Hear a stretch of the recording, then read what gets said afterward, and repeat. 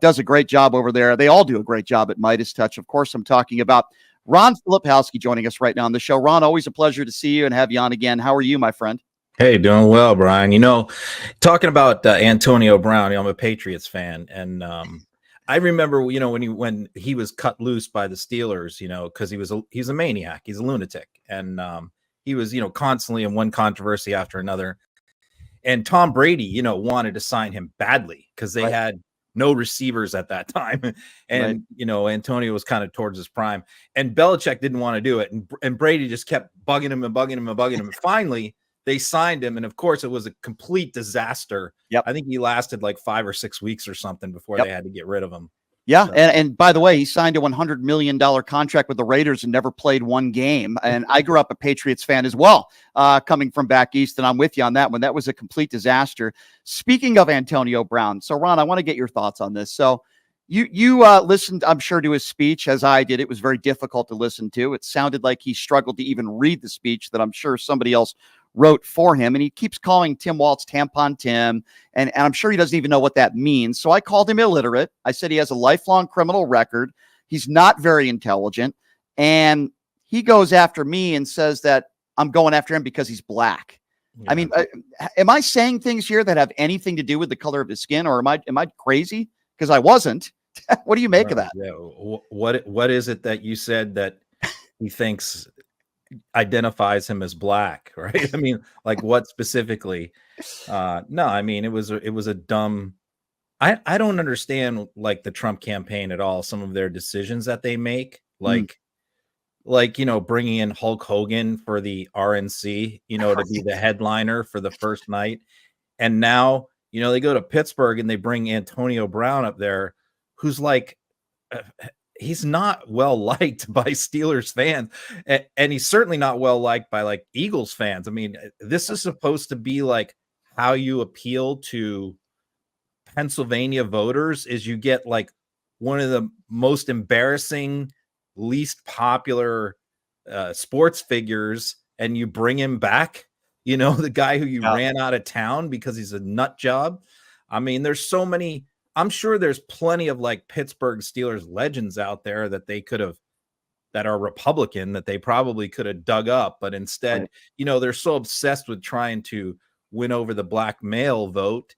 And, they just keep thinking like, hey, any black male that is willing to support Trump, who's semi-famous, will put him up on a stage. Right. And you think of very respected, Emmitt Smith, Magic Johnson, Dawn Staley. I mean, the list goes on and on with all the phenomenal, athletes and retired athletes that have supported Kamala Harris. And you look at who Donald Trump has, it's night and day, so to speak. But, I have to ask you about this McDonald's stunt because you did such a great job covering it, and you guys at Meidas Touch. And there are Trump supporters out there that still believe that this was a good, hard day's work for Donald Trump, when, as we know, everything was staged, everything was rehearsed, and he looked like a complete imbecile. Why do these people still believe that the store was even open, let alone him working? Yeah, we have done this with every Trump event, documented how they're all fake and phony. So you have to look at it sort of in the broader context. Like a lot of the right wingers to push back, because I think my tweet about it, outing it, showing that the store was closed the entire day. So they didn't close it down for like an hour. A lot of right wingers will say, oh, they just closed it for an hour so Secret Service can secure their. It was closed the entire day so Trump could do this. Okay. So there's no customers in there whatsoever. Not only that, the people who were pre-selected, the people who went through the drive-through, they were rabid Trump supporters. They went through and practiced what they were going to say. They basically had scripts. So the whole thing was contrived. And we've showed this with every event. We showed when Trump went to the Harlem bodega, and every person who was not one person there was from Harlem. Every person there was brought in from the New York Young Republican Club. I mean, the black girl who supposedly ran up to Trump in the Chick-fil-A and gave him a hug, random black girl in Atlanta, was an RNC paid operative. I mean, they do this stuff time and time again, all the time. And a member of the media at the drive-through like asked, a car backfire outside my window here. oh, that's okay. And a member of the media outside the drive-through there asked him his thoughts on raising minimum wage. And if you noticed, Ron, he wouldn't even answer the question. He just said, well, these people are great. They're well liked. He talks about the franchise, but doesn't talk about the actual people getting a spike in pay. What did you make of that? Yeah. I mean, look, it's important in these situations. Both sides are battling to set the narrative. What is going to be the narrative on this particular event? The narrative that they wanted, the Trump campaign wanted, and right wingers wanted was, Trump volunteered to go work a shift at a busy McDonald's, waiting on customers, shows he's a man of the people, right? This is the narrative that they wanted. But we reset the narrative. And so for all the crying and whining that they had, well, no, we're not saying he was actually working a shift. They were trying to say that until we reset the narrative.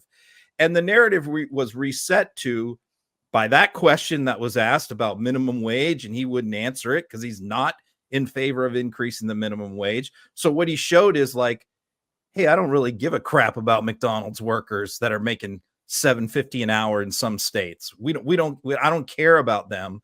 I mean, so that was one thing. And we also showed that this was completely closed and it was all scripted and phony. And I thought it was very important because what I've done is I pay a lot of attention on social media to non-political entities, and I can tell you that what they are talking about in these different places that are not political is the fact that it was staged, contrived, and minimum wage. They aren't saying like, wow, isn't it cool that Trump worked the fry machine for 30 minutes? Right. Nobody's saying that outside the cult. Right. And Ron, am I wrong I thought that the franchise actually didn't okay this. Can you give me the details on that? Because I know that specific store was shut down. You're right. You got my cat here now. Hold on. Sorry. Oh, that's cool. But is it true that McDonald's didn't actually approve this? What do you know about that? Yeah, well, so it was the individual franchisee owner. I guess he owns like 5 or 6 of these things, and he's a Trump supporter. And so he had to get clearance, I think, through the national thing. And what they told him, the national office or whatever, and what they told him was, as long as you extend the invitation to everyone, to Harris, to the other candidates, then you can do it. Okay. So I don't know if they understood all the details and how it was going to come off. Yeah. But I think that what they were told probably was that, Trump was going to go and make an appearance at one of their McDonald's, Right. I don't think that their corporate offices really thought that this was going to be a big thing because, as Michael Jordan once famously said, like, Republicans buy sneakers, right? Huge corporations like this do not want to take sides right on political issues or candidates. It's just not in their best interest to do that. McDonald's absolutely does not want to be seen as pro-Democrat or pro-Republican, and certainly not pro-Trump. But the local franchise owners are a different ballgame. And didn't the stock go down? I correct me if I'm wrong, but you put up like a graph on Twitter, on X, and it looked like their stock pummeled. Yeah, it was down. I was just looking at it just now today. It's up a little bit today. I mean, I was just having fun with that. It's funny, the right wingers always say that we're so triggered and we're like, that was, I think my post about the store being closed is now like over 20 million views.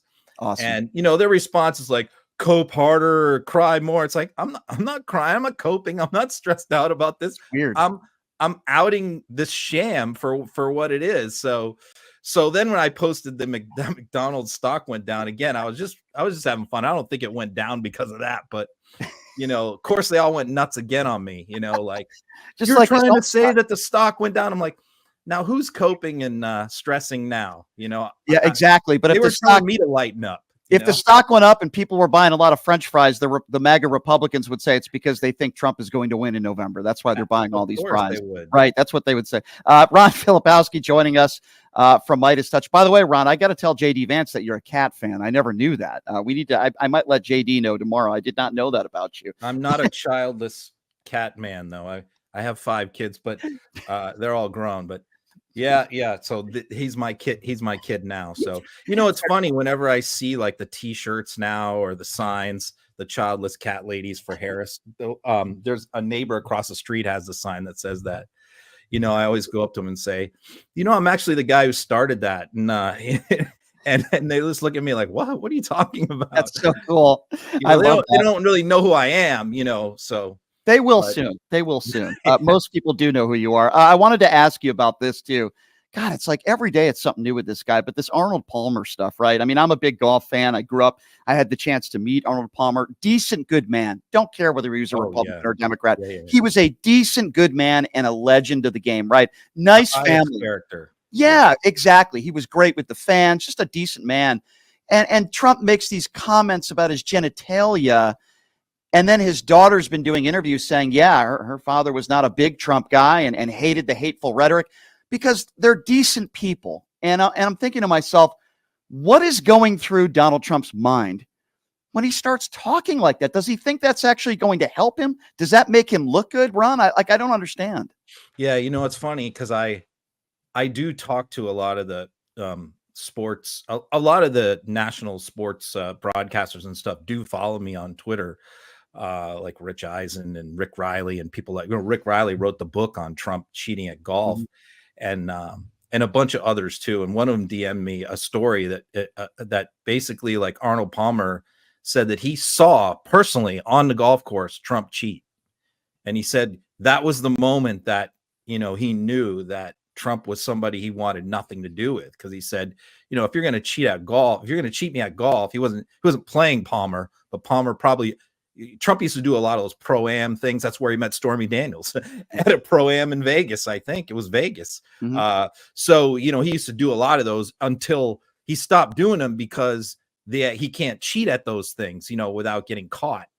And plus they would always post the results and he would always finish like 123rd out of like 130 people.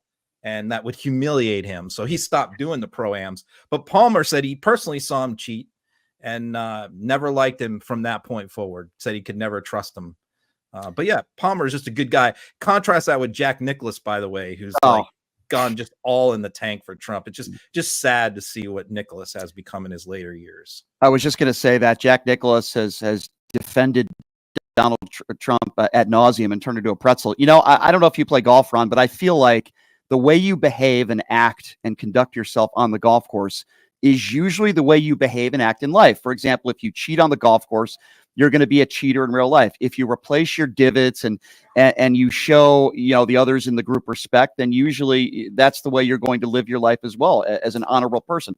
If you're throwing your clubs, then you're probably going to be a sore loser. And if you're competitive on the golf course, you're going to be very competitive in real life. I mean, I've heard these back and forth over and over again. And I remember I once interviewed Oscar De La Hoya, who used to play golf with Donald Trump. This is when he was running in 2016. And De La Hoya told me the guy cheated every hole. Every hole he would cheat. And I just feel like there's something to that. The way you act on the golf course and conduct yourself is the way you live your life. Yeah. One more story about that he supposedly won his like 23rd club championship at Doral, right on his own course this past year. Right. And by the way, Trump hasn't played golf since the one incident at his golf course where the guy was in the bushes. Hasn't played one round of golf since. And he went from playing 5 days a week to he hadn't played a round of golf in like a month and a half, which is pretty interesting. But yeah, in that round, I was following that tournament because Trump was behind. And keep in mind, this is not the senior club championship. This is the club championship where there's like 35-year-olds, and this is at Doral, which is a PGA course. I've played it. It's a very difficult, legit course, right? Yeah. So Trump was down like 3-4 strokes going into the final round on Sunday, and he miraculously shoots a 67.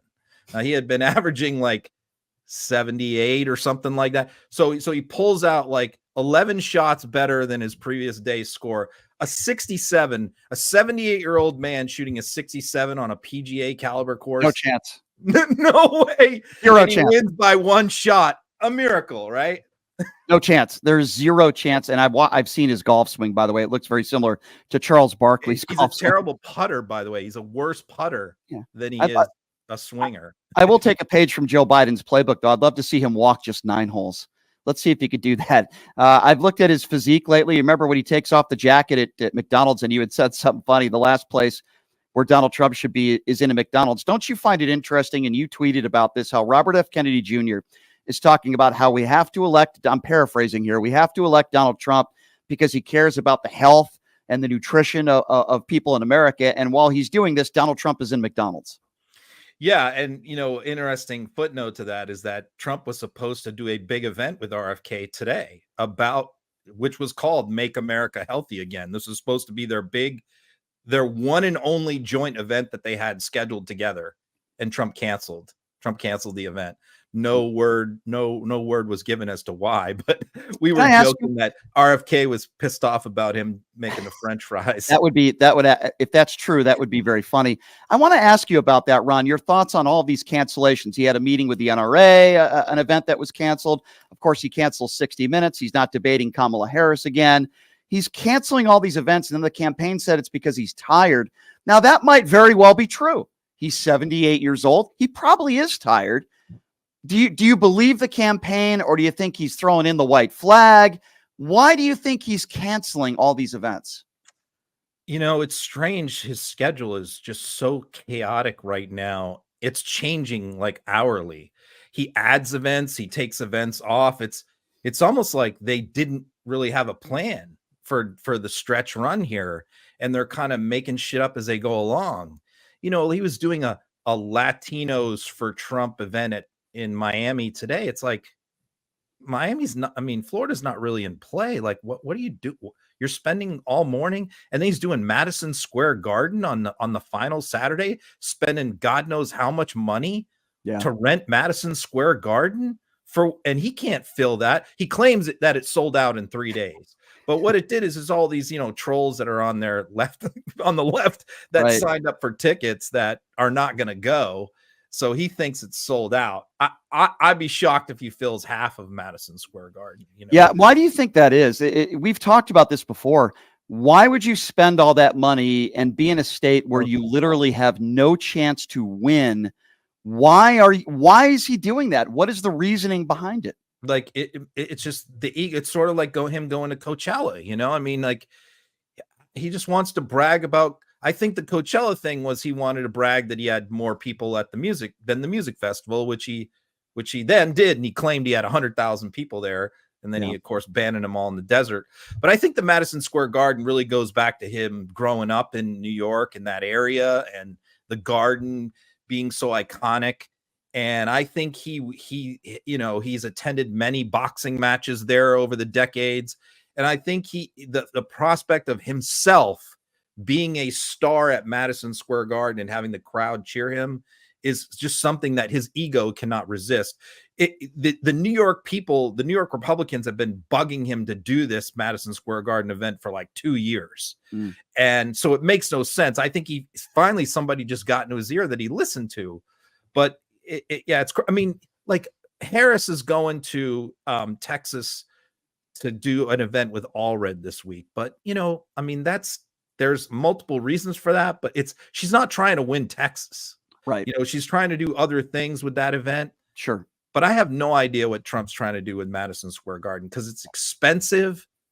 And he's not going to win New York, of course. He's not raising any money by doing it. Right. I don't get it. Last question, Ron. We're now officially 2 weeks out. It's amazing how time flies. What are your senses here on where we're at compared to maybe where we were a month ago or last time that we spoke? Because I'm sensing that, it's a coin flip right now. I think it's an absolute coin flip. I don't know who has the advantage. I really don't. You're deep in this thing. I mean, what is your sense right now, especially with these battleground states? Yeah, I agree. I think that we're not going to win Georgia. Harris is not going to win North Carolina. I think Arizona, a lot of the Republicans are saying that like they've already got Arizona in the bag in the early. The problem because the thing is Gallegos is polling. He's going to destroy Carrie Lake. He's polling like 10 points above her. Right. But Harris is polling 3 points down, and their abortion petition is on the ballot. So you'd think like Harris should be, and Biden won Arizona last time, and Yeah. so you'd think Arizona, that should be a Harris pickup. But what I am hearing from my friends in Arizona is that the border is a major issue in Arizona, and it's really hurting Harris there. So it's like, it's Nevada, Michigan, and Pennsylvania is going to decide it, and whoever wins 2 out of those 3 is going to win it. I know Republicans are very confident they're going to win Nevada. You probably know that better than I do. And they think it's all going to come down to Pennsylvania. That's what they think. I tend to agree with them. I'm not feeling very confident about Nevada. I do think it comes down to Pennsylvania. I think she wins Pennsylvania. I really do. And I also think that, there's a lot of politicians and the governor there that are going to have a lot to do with it. I think she wins Pennsylvania, but like I said, Ron, I think it's a coin flip right now. I think it's the 2 campaigns, by the way, have broken all this. This news came out today. Broken all-time record for most money spent in a single state. They've spent almost $500 million combined. Wow. Just in Pennsylvania. Harris has spent $275 million in Pennsylvania alone. Wow. That's a lot. I got to give her credit for this. And listen, I did some shows a few weeks ago, and I've been preaching over and over again, begging her to do the Howard Stern show, to do Fox News, to pick Bret Baier. I said she's got to do Joe Rogan. I'm assuming that's going to happen. I hope so, because Trump's doing Rogan Friday. Yeah, well, she's got to do Rogan then. I mean, she has to. But the fact that she went on with Bret Baier, she did the Stern show, I think she's only helping herself. It's not hurting her. And we'll have to wait and see how it goes, my friend. Love to have you on again before the big election night. But love what the Rogan thing was just announced an hour ago, by the way. Trump doing Rogan. I was unaware of that. I think that's probably smart on his part, but most of Joe Rogan's listeners are probably going to be voting for him anyway. I think if anything, it'll help Kamala Harris a lot more if she goes on there, but we'll have to wait and see what happens. Listen, I don't expect Joe Rogan to be hard pressing Donald Trump on anything, but we'll have to wait. Maybe I'll be pleasantly surprised. We'll have to wait and see what happens. Ron, I love what you guys do at Meidas Touch. Always appreciate the time, my friend. Hopefully we can get you on again before the election day, and appreciate you, my friend. Thank you so much. All right, buddy. See you. Take care, Ron. Thank you very much. That's Ron Filipkowski, everybody, from Meidas Touch. Love what those guys do over there. I was talking to Ben the other day. They're great.